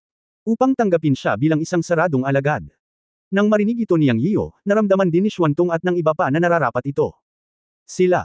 Nagmamadaling bumate, congratulations to the god for accepting a close disciple. Congratulations, master. Nag-congratulate ang lahat. Ngumiti si Yang Yiyo, tumayo na ang lahat, napagpasyahan na, at babalik tayo at babalikan ang seremonya ng apprenticeship. Siyempre, napakabata pa ng blood infant ngayon. Ikaw ang magiging Yang Shu Dao sa hinaharap.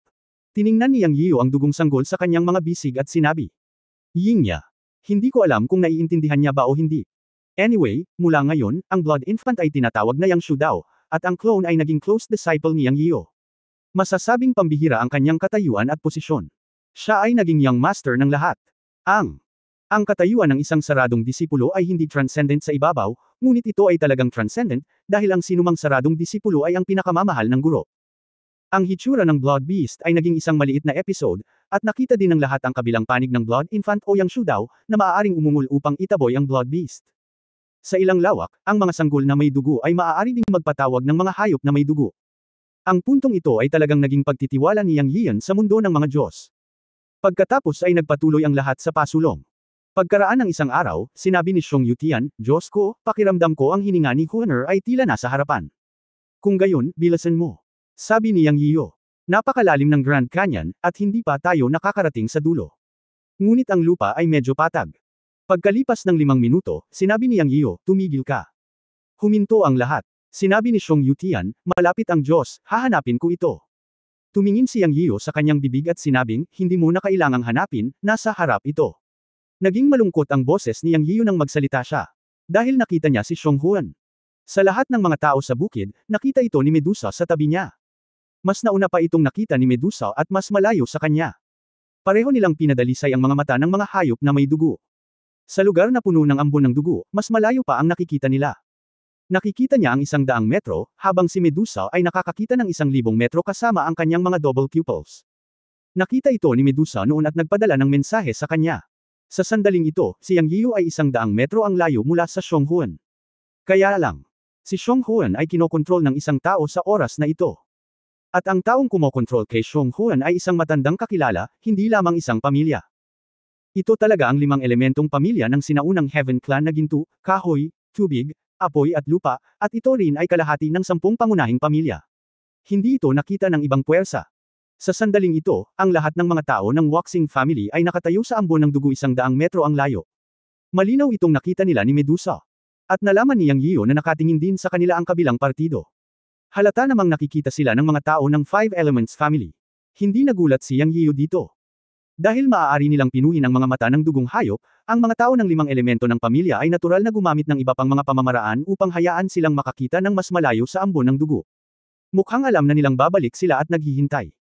Matapos sinyasan ni Yang Yiyo si Xiong Yutia na maging mapagpasensya, pinaikit niya ang kanyang mga mata at tumingin sa ambon ng dugo sa harap at sinabi, mga kapwa dawiste ng 5 elementong pamilya, kahit na Heaven Clan ka rin, ikaw ang sinaunang Heaven Clan, na iiba sa Heaven Clan ng 33 nanograms Emperor, wala kang kalaban sa palasyo ni Yang, di ba? Nahuli ang aking mga tao. Kailan? Ibinuka ni Yang Yiyo ang kanyang bibig, alam ni Xuantong at ng iba pa na nakita ni Yang Yiyo ang isang lugar na mas malayo sa ambon ng dugo, at ang mga tao sa harapan ay ang mga tao ng 5 elemento ng pamilya ng Heaven Clan. Parang nahuli si Xiong Huan, at agad na pumasok ang lahat sa isang estado ng pakikipaglaban. Shenzhen Yang, nagkakamali ka. Nagkataon lang na nakilala namin ang babaeng ito. Iniligtas namin ang kanyang buhay mula sa halimaw ng dugo. Dapat mong pasalamatan kami. Siyempre, wala kaming sama ng loob.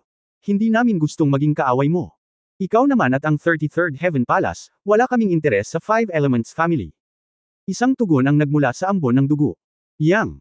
Tumawa si Yiyo, sa kasong ito, mangyaring hayaan ang aking mga tao na dumating. Muling tumunog ang boses ng kabilang partido, haha, walang problema si Shenzhen Yang na palayain siya, pero nailigtas namin siya pagkatapos ng lahat.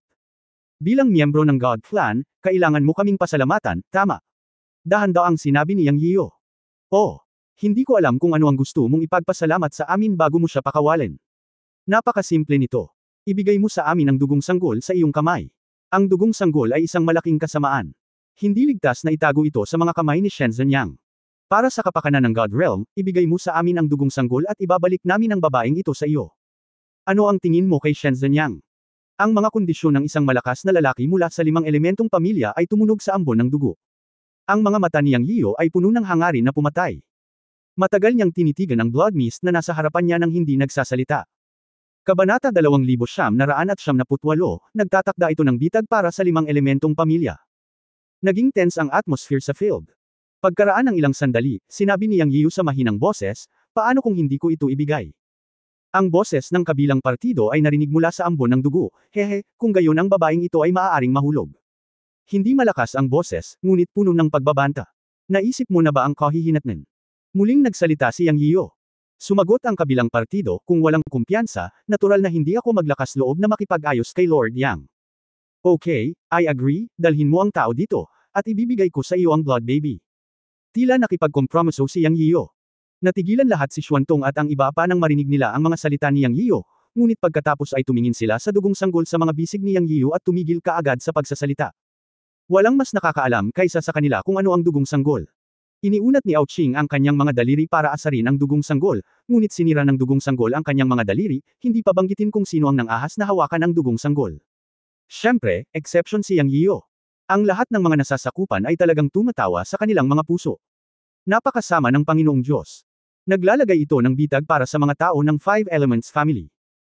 May isip na pagkatapos na dumating ang sanggol na may dugo sa kamay ng isang tao mula sa 5 elementong pamilya, anong uri ng kalunos-lunos na sitwasyon ang kakaharapin ng taong iyon? Talagang inaabangan ito ni Xuantong at ng iba pa. Ang 5-star family in the Blood Mist ay pinamumunuan ni Jin. Ang 5 malalaking pamilyang ito, bagamat sila ay 5 pamilya, ay palaging nagkakaisa laban sa labas ng mundo at lubos na nagkakaisa kapag sila ay lumabas. Bagamat hindi nila alam ang sitwasyon ng sanggol na may dugo, may isip nilang lahat na ang sanggol sa dugo ay ang pangunawa na ipinanganak mula sa langit at lupa. Kung pinipino nila ang dugong sanggol, hindi may iwasang makapasok sila sa kaharian ng pagkakaisa. Kaya sobrang inggit sila sa Blood Infant. Ngunit ang dugong sanggol ay kinuha ni Yang Yiyu noon. Gayunpaman, pagkatapos umalis sa Tiankeng, nang hinahabol ng 5 pamilya si Yang Yiyu, aksidente nilang nakilala si Xiong Huan. Nakilala nilang lahat na siya ay isang tao sa paligid ni Yang Yiyu, kaya kinokontrol nila si Xiong Huan. May isang bagay na hindi nila pinagsisinungalingan. Nailigtas nga nila si Xiong Huan, ngunit hindi buo. Dahil noong nakilala nila si Xiong Huan ay kinubkob ng isang puno ng dugo, 3 hayop na may dugo, at isang halimaw na bato ng dugo, at nasa dehado at malubhang na sugatan. Iniligtas nila siya, ngunit kasabay nito ay kinokontrol din nila si Xiong Huan, iniisip na kunin si Xiong Huan upang hanapin si Yang Yiyu upang ipagpalit sa sanggol na may dugo. Bago nila mahanap si Yang Yiyu, lumapit sa kanila si Yang Yiyu. Pagkatapos pumasok ni Yang Yiyu at ng iba pa sa Grand Canyon, natagpuan nila si Yang Yiyu. Hindi tulad ng mga aktwal na puwersa, ang kanilang 5 Elements family ay may lihim na pamamaraan na mas malayo ang makikita sa ambon ng dugo ng mundo ng mga Diyos, kaya alam nilang darating si Yang Yiyu, kaya naghintay na lang sila doon. Oo naman. Sapat na, dumating si Yang Yiyu. Sa katunayan, ang mga tao ng 5 Elements family ay nagsusugal din, na tumataya na ipagpapalit ni Yang Yiyu ang dugong sanggol kay Xiong Huan. Dahil inimbestigahan nila si Yang Yiyu ay isang taong labis na nagpoprotekta sa kanyang mga nasasakupan, lalo na sa mga babae. Sa hindi inaasahang pagkakataon, pumayag talaga si Yang Yiyu. Pinatunayan nito na tama ang kanilang hula. Ang pinuno ng pamilyang Jin ay walang pagsala ang core ng 5 pangunahing pamilya, at ang isa na may pinakamakapangyarihang paglilinang. Ang kanyang lakas ng pag-atake ay halos hindi magagapi sa parehong antas. Ang kanyang pangalan ay Jin Shisan. Nang marinig ni Jin Shisan na sumang-ayon si Yang Yiyu, tuwang-tuwa siya at sinabi sa 4 na iba, kukunin nating 5 ang babaeng ito upang makipagpalitan. Kung maglalaro si Yang Yiyu, papatayin natin ang babaeng ito. Kapag nakipagdigma ang 2 panig, tayo ay may kalamangan sa bilang, ngunit hindi tayo natatakot sa kanila. Dapat nating agawin ang dugong sanggol mula kay Yang Yiyu. Pagdating ng panahon ng pag-asa, ang sanggol ay mapupuksa natin. Hidaw. Gaya nga ng sinabi ni Senior Brother 13. Sabay-sabay na nagsalita ang mga pinuno ng iba pang 4 na pamilya. Pagkatapos ay personal na pinangunahan ni Jin Shisan si Xiong Huan, na ang cultivation ay selyado, pasulong. Sa tabi niya ay ang mga malalakas na lalaki ng iba pang 4 na pamilya, at pagkatapos ay ang lahat ng mga alagad ng 5 pamilya, pagdaragdag ng hanggang sa daan-daang mga tao.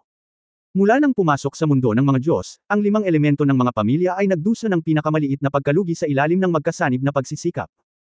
Ang bawat pamilya ay may higit sa 20 mga tao, pagdaragdag ng hanggang sa higit sa 100 mga tao, na mukhang napakalakas.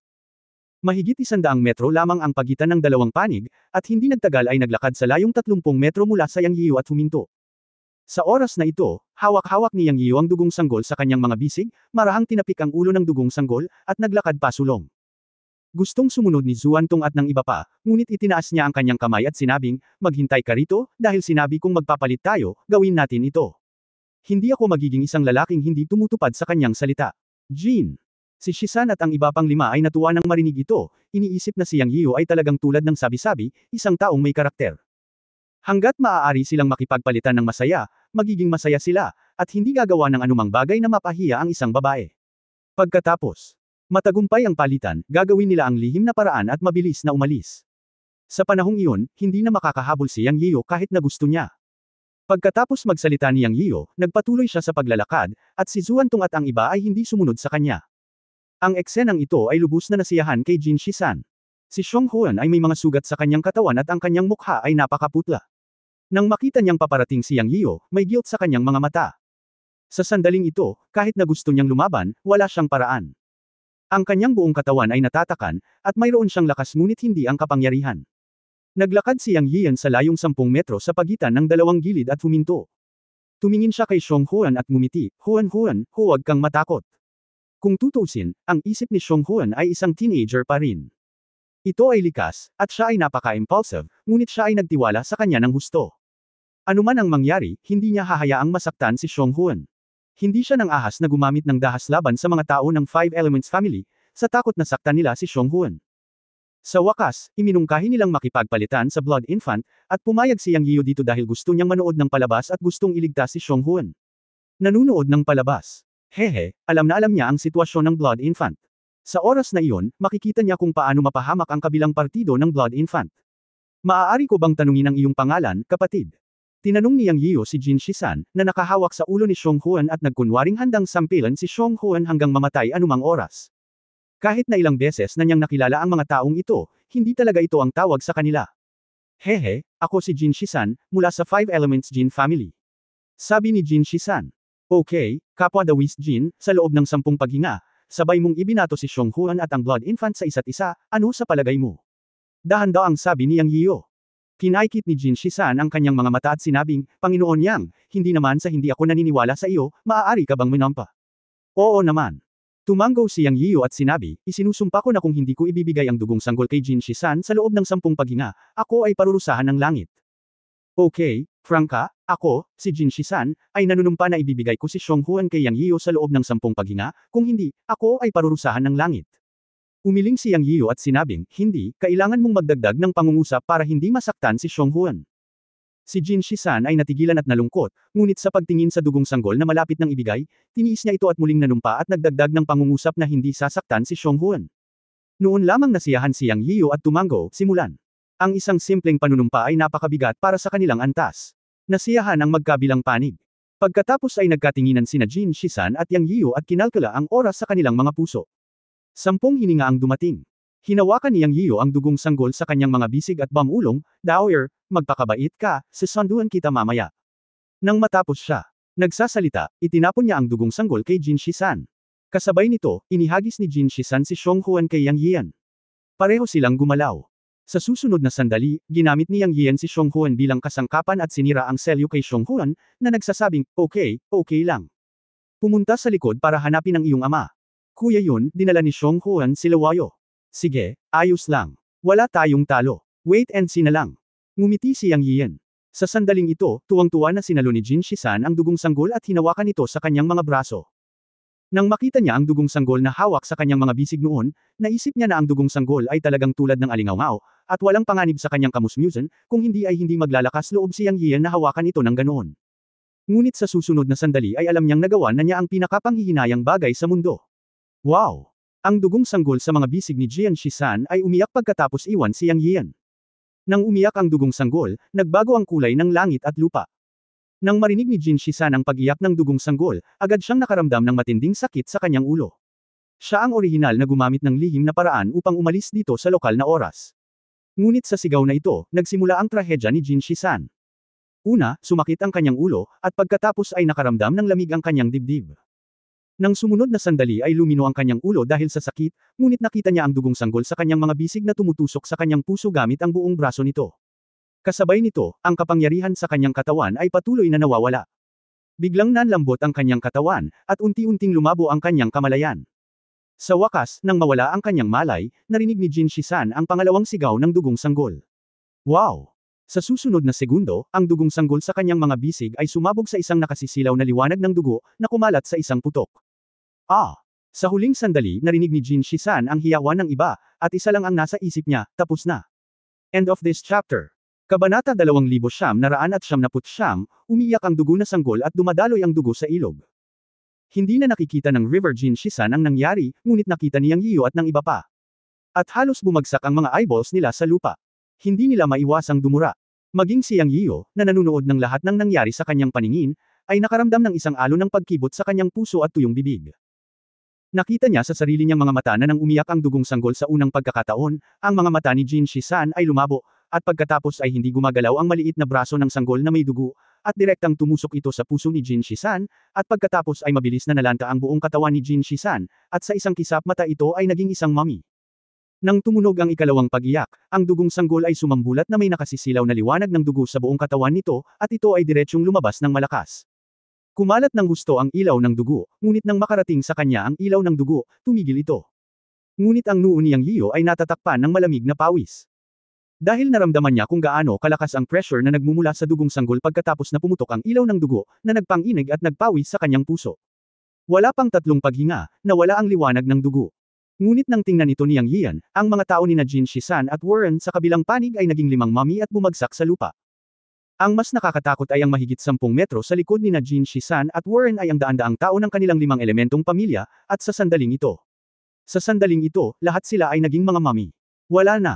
Ang dugong sanggol ay umiyak ng 2 beses, at ang liwanag ng dugo ay sumabog. Lahat ng mahigit 100 tao ng sinaunang Chanzo 5 Elements family, sila man ang una o ikalimang antas ng Heavenly Dao Rules, ay naging mga mami. Wala ni isang patak ng dugo ang natira sa kanilang katawan. Walang duda na silang lahat ay sinipsip ng tuyo ng dugong sanggol. Ilog talaga ng dugo nang umiyak ang dugong sanggol. Gudong. Pagkaraan ng ilang sandali, bumalik sa katinuan si Yang Yian at hindi napigil ang lunukan ang kanyang laway. Ang kanyang mga mata ay nakatuon sa dugong sanggol na nakahiga sa lupa sa tabi ng mga mami ni Jin Shisan na 10 metro ang layo, at hindi niya maiwasang kiligin. Sa sandaling ito, isang ideya ang pumasok sa kanyang isip, at tumalikod siya at umalis ng walang pag-aalinlangan. Huwag na huwag mo nang alagaan itong dugong sanggol. Baka mali talaga ang pinili niya. Ang batang ito ay isang malaking takot. Sobrang nakakatakot at masama pa nga siya ngayong sanggol pa lang siya. Ano ang mangyayari kapag siya ay lumaki? Ano kaya siya? Hindi nang ahas si Yang Yian na isipin iyon. Totoo na ang blood baby ay sobrang dependent sa kanya pagkatapos ng unang contact, ngunit iyon ay dahil siya ay isang sanggol ngayon. Pero paano kapag lumaki na siya? Ang 10 patak ng tubig ng buhay bago at pagkatapos ay walang epekto. Noong ginamit niya ang kanyang kaluluwa sa paggalugad, napabalikwas din siya ng kapangyarihan sa katawan ng dugong sanggol. Walang kasiguruhan na makokontrol niya ang dugong sanggol. Ano? Kung mawalan siya ng kontrol sa hinaharap. Ang 2 talam na espadang ito ay isang malaking bomba. Anyway, talagang takot si Yang Yian sa blood baby sa sandaling ito. Nagngangalit ang kanyang mga ngipin, tumalikod si Yang Yian at naghanda upang umalis muli. Kahit na ang dugong sanggol ay maaaring magdala sa kanya ng malaking benepisyo, hindi niya ito gusto sa sandaling ito. Pagkatapos maglakad ng 3 hakbang, hindi magawa ni Yang Yian ang ika-4 na hakbang. Dahil may boses sa likod niya, Dad. It was really the blood baby calling his dad. Nang inag ang puso ni Yang Yian nang marinig ang tatay na ito. Ito ang unang pangungusap na tinawag niyang blood baby. Itinaas ni Yang Yian ang kanyang paa at nanlamig sa ika-4 na hakbang. Nagpupumiglas siya sa loob. Sa oras na ito, si Zuantong at ang iba pa ay nasa tapat ni Yang Yian. Para kay Zuantong at sa iba pa, ang 2 pag-iyak ng blood baby ngayon ay direktang nagbaon sa lahat ng tao ng 5 Elements family at naging mga mommy. Sa katunayan, mas inisip nila at mas natatakot sila kaysa kay Yang Yian. Nang makita nila si Yang Yian na tumalikod at binigay ang dugong sanggol, sa totoo lang, naramdaman ni Zuantong at ng iba pa ang isang malaking bato na nahulog mula sa kanilang mga puso. Ang pagbibigay ng dugong sanggol ay mabuti para kay Yang Yian at para sa Yunmen Divine Realm. Ipinagpatuloy ni Rushi ang pagdadala ng dugong sanggol sa kanya at hinintay na lumaki ang dugong sanggol araw-araw. May isip na ano ang magiging kahihinatnan ng ganitong sitwasyon na lumalabas sa Yunmen ngayon. Sino ba talaga ang makakakontrol sa dugong sanggol na ito na inalagaan ng langit at lupa at binago ng kapangyarihan ng dugo ng hindi mabilang na Shuras at sinaunang mga Diyos pagkatapos ng kanilang kamatayan? Nakakatakot talaga. Ngunit matapos marinig ang tawag ng blood baby na, Tatay, huminto muli si Yang Yian, at talagang nag-alala si Zuantong at ang iba pa. Inaasahan ng lahat na si Yang Yian ay gagawa ng tamang pagpili at hindi gagawa ng isang bagay na pagsisisihan niya sa hinaharap. Tatay. Isa pang sigaw ang umalangaw-ngaw. Ang tono ng daldal na sanggol na natututong magsalita ay maaaring matuno ang isang malaking bato ng yelo. Ngunit para kay Zuantong at sa iba pa, ang sigaw na ito ng, Tatay, ay isang death warrant, isang panawagan na humakbang sa isang bangin na walang pagbabalik. Ang bawat isa ay nagdasal sa kanilang mga puso na si Yang Yiu ay tiyak na umalis at hindi lumingon. Pero, si Zuantong at ang iba ay nabigo. Dahil muling lumingon si Yang Yian. Ha! Nahirapan sandali si Yang Yian. Nang marinig niya ang tawag ng blood baby para kay daddy, siya ay lubhang nalilito. Nang ipikit niya ang kanyang mga mata, napuno ang kanyang isipan ng mukha ng sanggol na may dugo na 70% katulad ng sa kanya. Tinuruan niya itong magsalita, at ang unang salitang itinuro niya ay, Tatay. Pinangalanan din niya itong Yang Shu daw, kapareho ng kanyang apelyido. Tinanggap din niya siya bilang kanyang huling alagad. Ginawa niya ang lahat ng ito ng mag-isa. Tinanong ni Yang Yiu ang kanyang sarili sa kanyang puso, gusto mo bang maging isang irresponsible at taksil na tao? Natatakot ka ba? Natatakot ka sa isang bata? Iyan ay hindi isang ordinaryong sanggol, ito ay isang dugong sanggol, ipinanganak mula sa langit at lupa, isang sanggol na ipinanganak mula sa dugo ng kalahating Shira at kalahating Diyos. So ano? Ang pagiging Diyos o demonyo ay nakasalalay sa iyong turo. Walang buhay na nilalang ang isinilang na walang kasamaan. Kung natatakot ka dito, nangangahulugan ito na wala kang kakayahan. Hindi, ako si Yang Yiu, ang Panginoon ng Yunmen Divine Realm, ang ina po ng Chen-kun Divine Lord, at maging ang Chaos Bell ay kamag-anak ko. Ang pagkahumaling sa Evergreen Saint ay hindi karapat-dapat sa aking pagsamba. Bakit ako natatakot sa isang sanggol? Dahil ako ay amo ng isang tao, kailangan kong maging responsable. Ito ang mga panloob na pakikibaka ni Yang Yiu. Sa huli, nalampasan ni Yang Yiu ang kanyang panloob na takot at tumalikod muli. Siya ang may pananagutan sa dugong sanggol. Nang lumingon siya, nakita niyang nakaupo na talaga ang dugong sanggol at nakatingin sa kanya na may luha sa mga mata. Tatay. Isa pang tatay. Sa sandaling ito, ganap na nawala ang takot ni Yang Yian sa dugong sanggol. Sa halip, siya ay lubhang determinado. Ang isang lalaki ay dapat magkaroon ng mga responsibilidad. Hindi siya makalaban, kaya lumapit siya sa dugong sanggol, tumingkayad at hinawakan ang dugong sanggol sa kanyang mga bisig. Pakiramdam ko ay lumaki ng kaunti ang dugong sanggol, hindi nakakagulat na bumangon na lang ito at maupo sa lupa. Sa sandaling ito, tiningnan ni Yang Yian ang dugong sanggol at sinabi ang bawat salita, mula ngayon, wala ng mga dugong sanggol, tanging si Yang Shu daw, ang huling disipulo ni Yang Yian. Kung magkakaroon ka ng gulo sa hinaharap, hayaan mong ako, ang master, ang managot. Hehe, tatay. Matapos kunin ni Yang Yian, ang dugong sanggol ay humajijek at malabo na tinawag si tatay. Sa sandaling ito, siya ay mukhang isang purong sanggol. Kung hindi niya nasaksihan ang nangyari kanina, sinong mag-aakala sa baby na ito, ang kilabot kanina? Naglakad si Yang Yian patungo kay Xuantong at iba pa na may dugong sanggol sa kanyang mga bisig.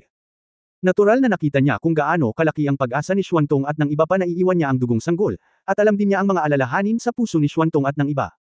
Habang nakatingin sa kanila, ngumiti si Yang Yian at sinabing, "Let's go." Alam ko kung ano ang iniisip mo. Isa lang ang gusto kong sabihin. Simula ngayon, wala nang dugong sanggol sa mundo. Nandyan na lang si Yang Shu daw, ang huling disipulo ko. Wala nang dapat banggitin muli ang mga blood babies. Kung si Yang Shu daw ay magkakaroon ng gulo sa hinaharap, gagawin ko ang buong responsibilidad. Susunod ako sa utos ng Diyos. Nang makita na si Yang Yian ay mas seryoso kaysa dati at nagsasalita bilang isang Diyos, alam ng lahat na siya ang gumawa ng pangwakas na desisyon. Bagamat hindi mapalagay ang lahat, walang nang ahas na tumanggi at sumunod lamang. Sana walang mangyari sa future. Matapos mahanap si Xiong Huan, handa na si Yang Yian na lumabas sa Ghost Battle Soul Field at pumunta sa susunod na lugar ang Blood Sea sa kanluran.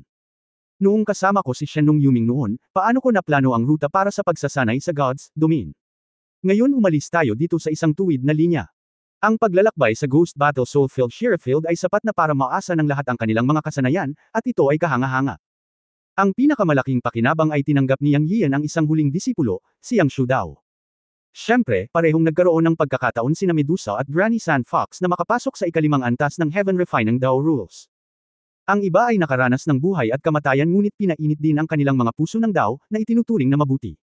Makalipas ang 3 buwan, lumabas si Yang Yiu at ang iba pa sa hanay ng Ghost Battle Soulfield at nakarating sa bakanteng espasyo sa hangganan ng Blood Sea sa kanluran. Ang silangan, kanluran, timog at hilaga ay talagang konektado. Kahit saang direksyon ka maglakad palabas sa konektadong bakanteng espasyo, ito ay medyo ligtas.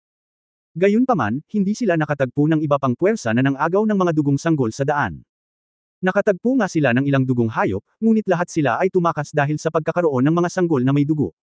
Sa ilang lawak, ang dugong sanggol ay naging anteng-anteng para sa lahat upang lumakad sa kaharian ng mga Diyos. Kabanata 3000, nagpakita ang malakas.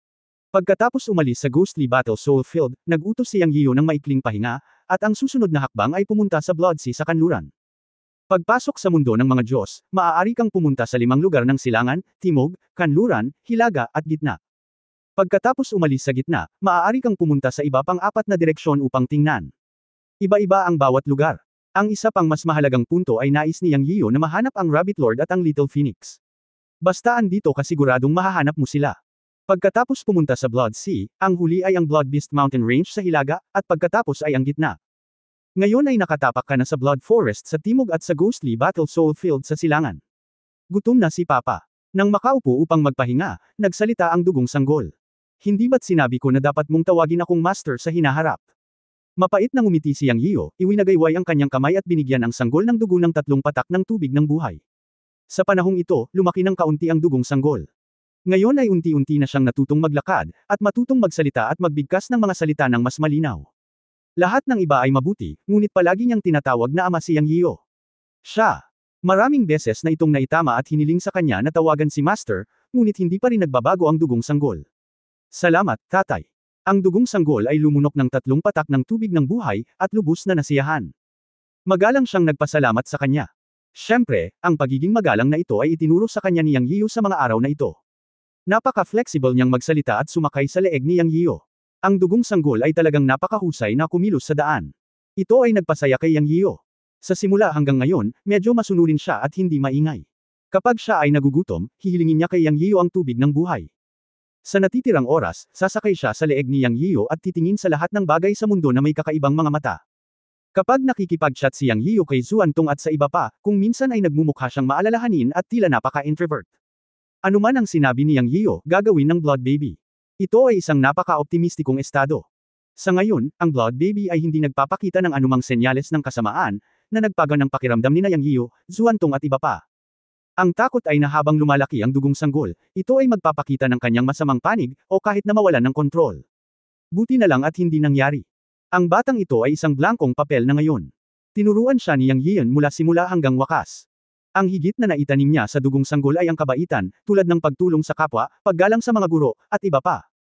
Anyway, si Yang Yian mismo ang gumawa nito sa paghubog ng 3 pananaw. At ang pagganap ng sanggol sa dugo ay kasing ganda ng kanyang naisin, at ang bata ay medyo duwag. Ito ang pinaka-gustong makita ni Yang Yian. Walang nakakaalam ng potensyal ng dugong sanggol na mas mahusay kaysa sa kanya. Hindi pa rin nawawala sa kanyang isipan ang eksena ng mahigit 100 tao mula sa 5 elemento ng makalangit na angkan na namatay sa isang sigaw. Kaya napakalinaw ni Yang Yian na kung mas duwag ang karakter ng dugong sanggol, mas mabuti. Sa sandaling ito ay lumabas, ang mga kahihinatnan ay hindi maiisip at ito ay mawawala ng kontrol. Buti na lang medyo duwag. Anyway, alam niyang hindi maghahirap ang Blood Baby sa harap ng isang masamang sitwasyon. Ang sabi niyan, ang dugong sanggol ay talagang isang espiritong ipinanganak mula sa langit at lupa.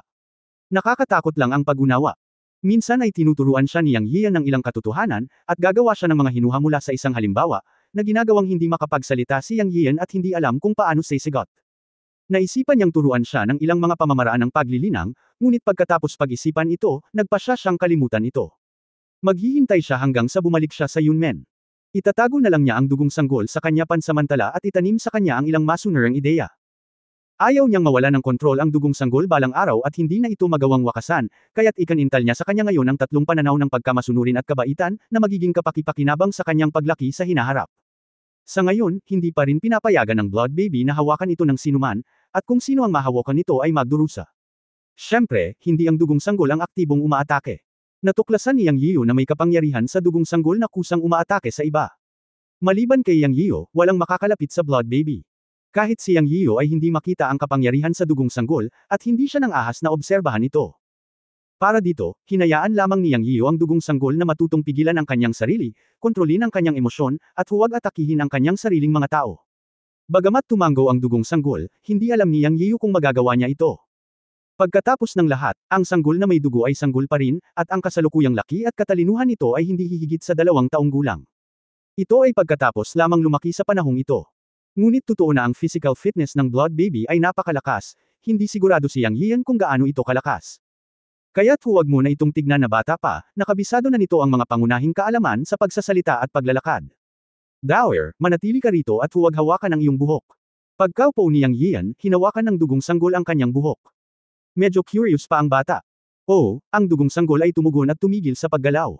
Niyakap niya si Yang Yian at naghanda na matulog nang nakasandal ang ulo. Mapait na ngumiti si Yang Yian at sinabing, Dower, pwede ka bang bumaba at maglaro sandali? Tay, ayaw iwan ni Dower si tatay, matutulog na si Dower. Malinaw na nagsalita ang boses ng sanggol mula sa bibig ng dugong sanggol. Napangiti na lang ng mapait si Yang Yian.